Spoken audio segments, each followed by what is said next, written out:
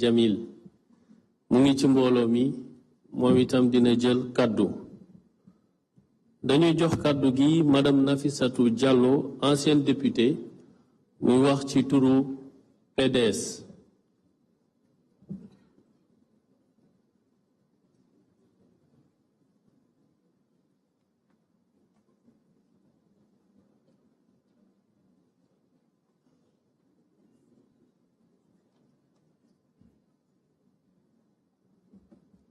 Monsieur le Président de la République, Monsieur le Président de l'Assemblée nationale, Monsieur le Premier ministre, Mesdames, Messieurs les membres du gouvernement, chers représentants des partis politiques et de la société civile, distingués invités.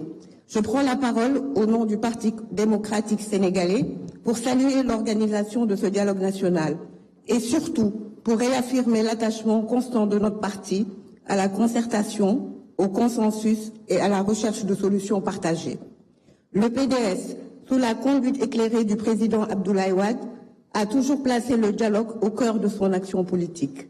Nous avons participé à toutes les grandes séquences de concertation depuis plus de 5 décennies. Parce que nous croyons que l'avenir du Sénégal se bâtit dans l'échange, l'écoute et le respect mutuel. Aujourd'hui, nous saluons l'institutionnalisation de cette rencontre, mais nous tenons à souligner une exigence de fond. Dialoguer n'a de sens que si cela conduit à l'apaisement durable du climat politique et social. Il faut donc que ce dialogue dépasse les salles de conférence pour s'imprimer dans nos pratiques politiques quotidiennes. Nous devons réapprendre à nous parler avec respect, mesure et sens de l'intérêt général, y compris en dehors des périodes de crise. Une nation qui se parle dans l'invective ne peut faire face aux grands défis qui l'attendent.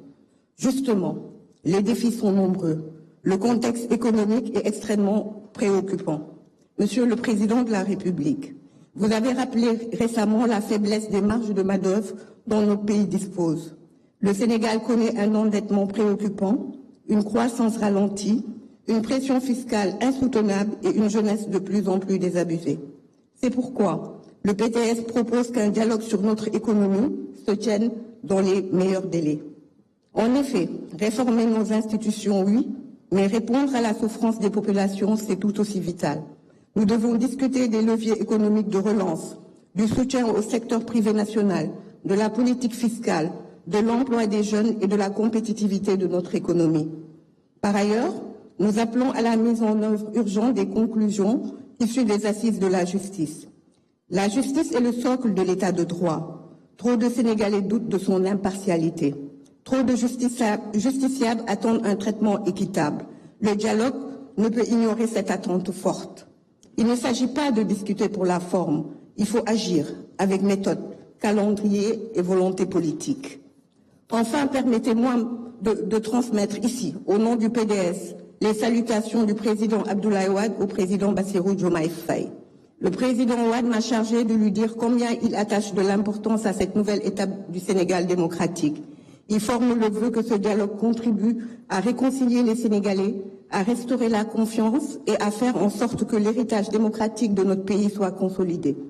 Le PDS, malgré les épreuves récentes, reste debout, fidèle à ses idéaux et déterminé à participer activement à toute initiative sincère visant à sortir notre pays de la crise. En participant à ce dialogue, nous venons non pas défendre un camp, mais porter une voix patriotique, constructive et lucide. Le Sénégal mérite mieux que la division. Il a besoin de clarté, de courage et d'engagement pour affronter l'avenir. Je vous remercie de votre attention. Merci beaucoup, Madame.